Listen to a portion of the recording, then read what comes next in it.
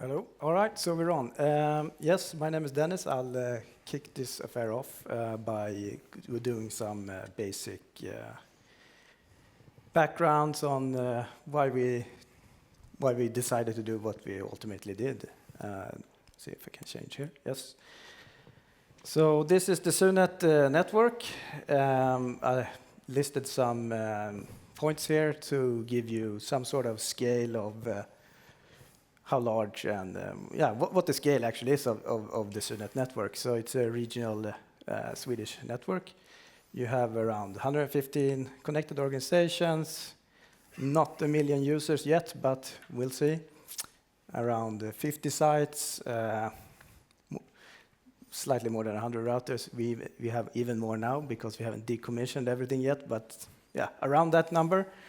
And the core network is basic services like internet, IP VPN, L2 VPNs, capacity services, and of course, like peering services. And in addition to that, I can mention that the network is around 8,000 kilometers of dark fiber that we currently own or rent, I should say.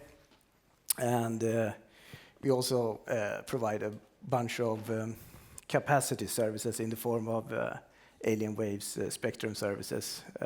Very few pure capacity services, but we have a few of those as well. The SUNET as an organization does way more things than just the network, but the network is what I like to talk about. So those are the main services. And as you can see, or maybe you can see on the map, we have, even though Sweden haven't gotten any larger or smaller last couple of 100 years, we still have a few cross-border fibers. In the north, Kiruna to Narvik, and then we also have, it's not exactly on the map, but from Kalix to Finland, Kemi. And then if you go down a little bit, you have Östersund to Trondheim in Norway. Stockholm, Åbo, and Karlstad, Oslo, back to Gothenburg, and of course to Denmark via Malmö and Lund, to mention a few. Also, we're in the works of building out a little bit more to increase the overall resiliency in the area, which might include a certain strategically located island in the Baltic Sea. I'll let you guess which one. So the old network looks something like this, or at least some schematics. So we run what is called the IP over DVDM network. And what does that mean? You just, you connect the router directly to the optical line system, I should say. And then, as you can see in the slide there, the further down the network you go, you lose a bit of power everywhere. But when the optical network is that beige-looking box in the middle there with amplifiers and ROADMs and stuff like that.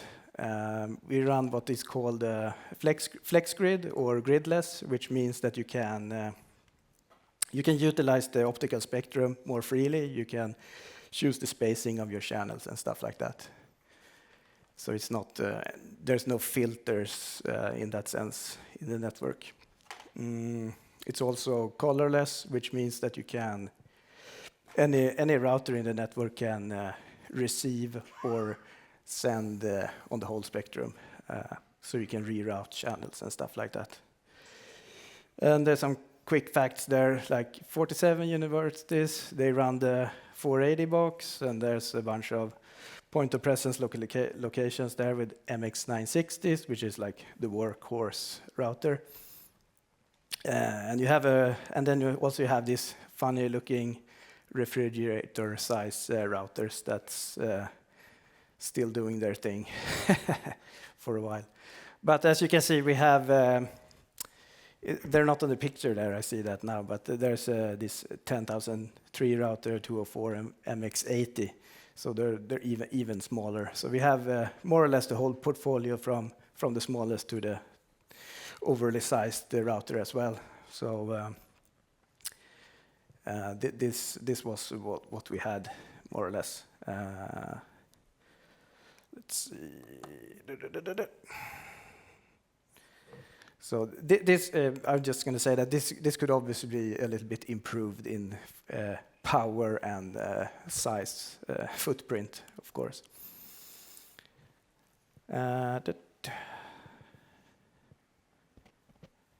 So yeah, I'll give you some short. What was the mission here? So it was very simple, right? Just upgrade from 100 gig to 400 gig. I mean, how hard can it be, more or less? But why would you even do it? Because now people are connecting to our network with the 100 gig, and running the core backbone on the same speed isn't great. So 400 gig would be the natural step up, basically. And also, as you can see, we had the big card you saw on the previous picture was the DVDM card, the optics that you plug in the router.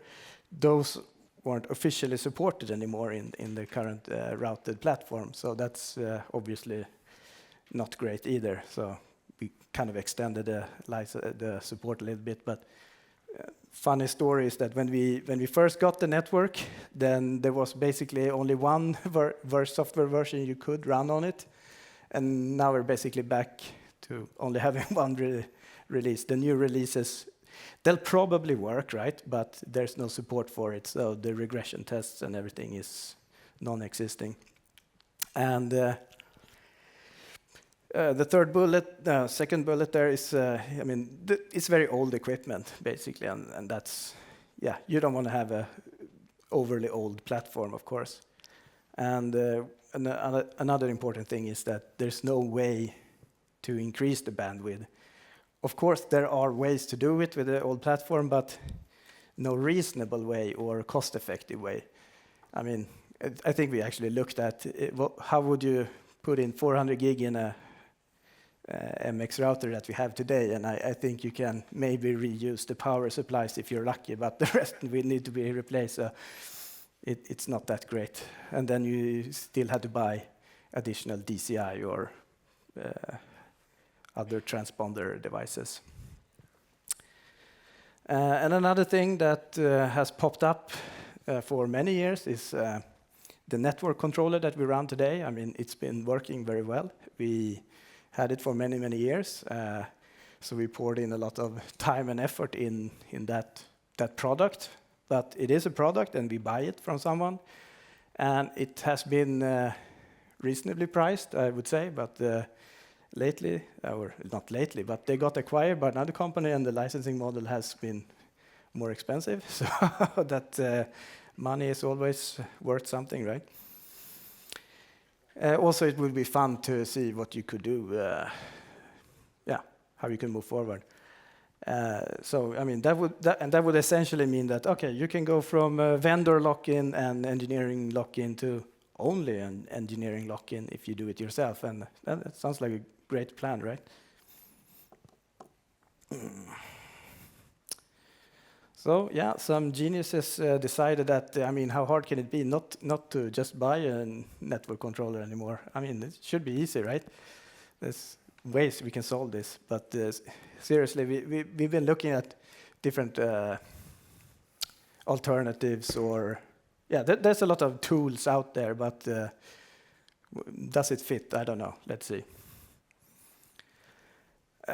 So the high-level plan for upgrading the network altogether would be something like this, or the overview of the plan at least. So ideally, we would like to keep the optical network because it might be old, but it hasn't happened too much in that front lately. So, I mean, the optical network is it is there, it's working. Ideally, you would just replace the routed part of it. So, with that in mind, we started procurement because we have to.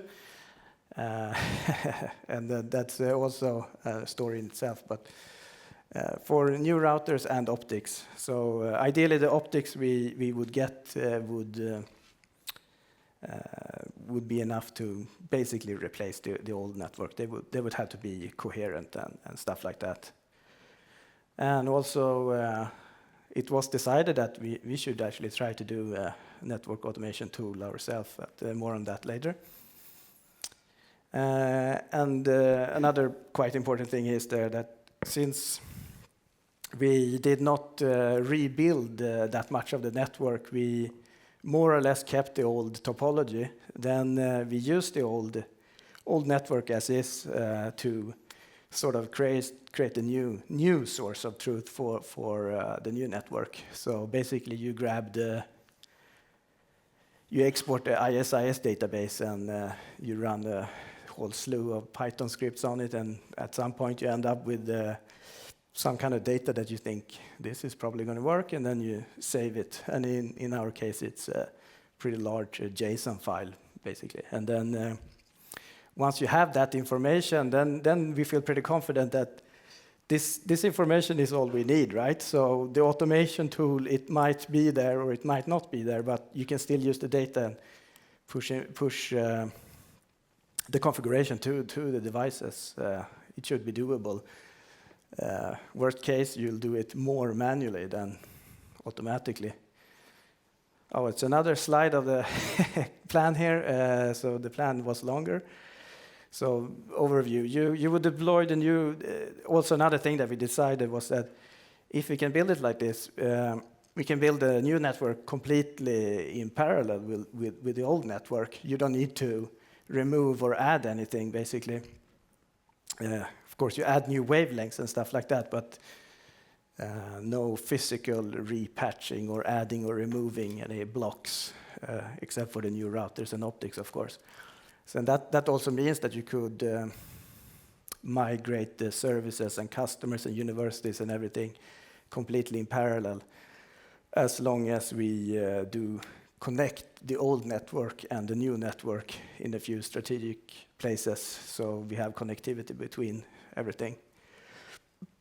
And also, yeah, Bootstrap. So the Bootstrap process is we have 4G out-of-band connectivity to all the boxes. So once the router is installed or racked and powered on, etc., someone logs in, put in I don't know, 10 lines of configuration, so it's all the same everywhere. And once that is done, you can tell the controller, you enroll. Well, spoiler alert, the controller worked. But so you can enroll the device in the controller, push the initial configuration that is usually done via the 4G network or some out-of-band connection. And once that work is done, you can you add the more dynamic, the real services, so to speak, and then you can actually move production traffic to them. And finally, at some point, you want to decommission the old routers. So finally, just to let you know, this was the box that we finally ended up with. It is quite smaller than the old boxes. It's a 1U box, has 24 400 gig ports and 1200 gig ports. And luckily, the procurement made us, we got the 400 gig CR Plus optics with the very important note here is that it's the high-powered version, which means that you can more or less just replace the old optics with this one. So you get, you don't need to add any amplifiers or anything like that. And we evaluated a few of them before we actually bought them, of course, but ultimately we got the optics from the same supplier as the router platform, which is pretty good because easier for support and stuff like that, of course. But they have been working very well. There's a few quirks with them, of course, like everything new, software related. So, for example, We have a few stretches in the network that is longer than what Juniper think is reasonable, but you can tweak them so you can use the full length of them. This the chromatic dispersion. You need more DSP power to get further out in the network, but you can change it software-wise. Other than that, I think I'm pretty much done with my part, and I'll hand it over to Olof. That's me. It's right in front of Amsterdam Hilton. I'm not sure you are aware of the significance of that, but it was actually the place where Jan and Yoko had their sleep-in 1969. You can see the windows up there. You could actually rent that suite, but it was very expensive still. Anyway, so when Dennis and Per and Kristofer and others were starting contemplating doing this 400 gig upgrade and talking about the next network controller, they started talking to me because I've been driving an open source project called Clickzone for something like 20 years, on and off. And I thought it was a great opportunity to make it more powerful, to convert it, because it started out as something for embedded systems, to offering them a netconf and Yang interface. And there's quite a few products out there that actually use them. Typically small companies doing some embedded thing, like Opto or microwave or charging stuff. And they're not really into, they want something for free, so open source suits them very nicely. And so we thought that, okay, so let's take that tool and make it as a controller. How hard could it be? And it's been great fun. But the first thing we thought, okay, so there are commercial systems out there, but so the difference here is that this is open source, right? And there's a community who's engaged. It's not very big, but there is one, and so we got help from others as well. And what could we do? The first thing is we had to restrict what we could do, because it's a huge area. So the first restriction is netconf over Yang. And there's all kinds of other ways to automate things, like using CLI scraping and stuff, or even SNMP or whatever what you have. But this is just a netconf and Yang. That's the restriction. The other thing is, okay, so how large could it be? Well, let's say that we could support 100 devices. And so this is what we've been working with. We still have optimizations to do. It's not really the number of devices. It's usually the size of memory or the size of Yang models or things like that. That is the real scaling thing. But it's running in production now since February, so it works reasonably well on that scale. And the difficulties we saw initially were complex, like transactions and things like that. That worked out pretty well. Most problems were adapting it to vendors. What vendors say that they provide is not always what they do provide. So this is kind of the most time we spent was like adapting it to the different vendors' view of what the Yang netconf interface actually is. And then, of course, it is the services, the things that Dennis wants to do, like BGP stuff and distribution of keys and things like that. So we developed a Python script so normal people, not just C hackers like me, can actually do things. Yeah. So the very simple architecture is like this. There's a nice picture of Dennis here, which is the primary. There are also other customers within SUNET. And what we did is that the controller then is a Yang and netconf engine. And the extension then to all the embedded systems were that what typically is a network card or something is actually now a device somewhere else, which we talk with using netconf for and SSH. And in SUNET's case, they're up to 100 devices. It could really be anything, but for this particular case, it is, of course, a backbone router. So what we have is then essentially that you have a CLI. There's also many other ways to interact with it. You can even interact with it with SNMP if you want. But CLI is the primary one, so you get a distributed CLI for all the devices, and you also have a CLI interface to the services which run in the Python engine, which is kind of the main thing here. And then that Python engine generates configurations out to all the devices, and this is the primary engine for automation.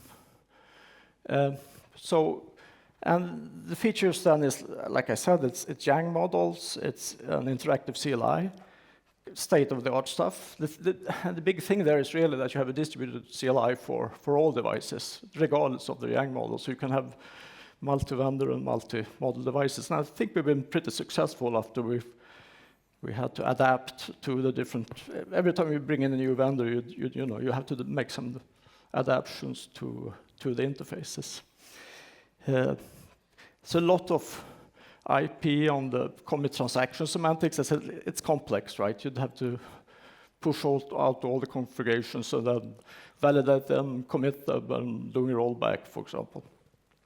And also a lot of templates and different layers in order to do abstract. I mean, this is what it's all about. You really want to do a short description of what you want to do, and then that generates a lot of configurations. I think we had something like 100,000 lines of configuration code, and what we really want to do is very, like someone like Dennis could do this very short. Intent-based, right? Well, it's all about abstractions, really. I had a couple of slides here, but I think I will skip them. Because all it really boils down to is that, okay, so Dennis or whoever uses the system can use very few lines of code, and then you go into the Python engine that generates tens of thousands or even 100,000 lines of configurations. Yep. Okay, we got like 12 more slides in 7 minutes. So chop. Let's go. Of course, during the whole development process and the procurement and everything, we had to do quite a lot of testing. Both testing in regards of the hardware, where we tested the optics and the hardware itself, but we spent a lot of time actually testing the software, and especially with a focus on the automation perspective, where we tested the netconf and Yang implementation and stuff like that. And before we actually knew what kind of hardware we were going to buy, we decided to try all the software-based routers we could find. So I think we've tried most of the software-based routers that's available out there, and I think we've been running into some kind of problem with each one of them. It's been all sorts of problems with broken implementations of netconf to missing Yang models and so on. But once we knew what kind of hardware we were going to use in the real network, we put together a lab with 5 PTX boxes that we bought and a lot of old hardware that we couldn't find in our lab and at customers.